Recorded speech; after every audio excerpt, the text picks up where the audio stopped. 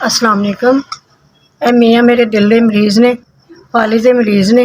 यह छोटा मेरा एक बच्चा, 3 बेटियां ने जवान।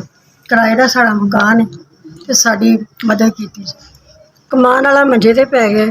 यह सज्जी साइड जी इन्हों की बिल्कुल काम नहीं करती। दिल का भी मरीज़ है, ठीक है। तो घर के हालात साढ़े जोड़े बहुत ख़राब ने। किराए का मकान है, बच्चियां 3 जवान ने।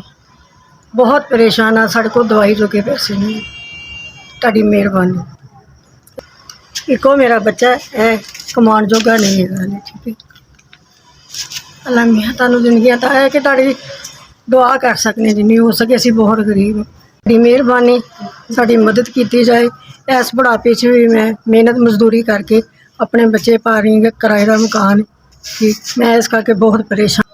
अस्सलाम वालेकुम। SVS तुसीं साड़ी 5000 की मदद की। अल्लाह मियां तुहानू खुशियां देवे, बहुत ज़्यादा देवे। दिन रात तुसीं तरक्की करो, आमीन। SVS अल्लाह तुहानू तरक्कियां देवे, जिंदगी देवे, तंदुरुस्ती देवे। तुसीं ऐसे 5000 रुपये मेरी मदद की। अल्लाह मियां तुहानू बहुत ज़्यादा।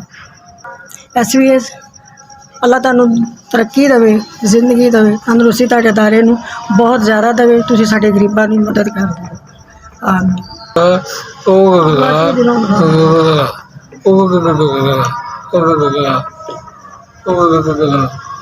तुहाडा भला होवे, तुसीं साडे गरीबां दा ख्याल कीता, सानू 5000 रुपया दिता। अल्लाह मियां तुहानू बहुत ज़्यादा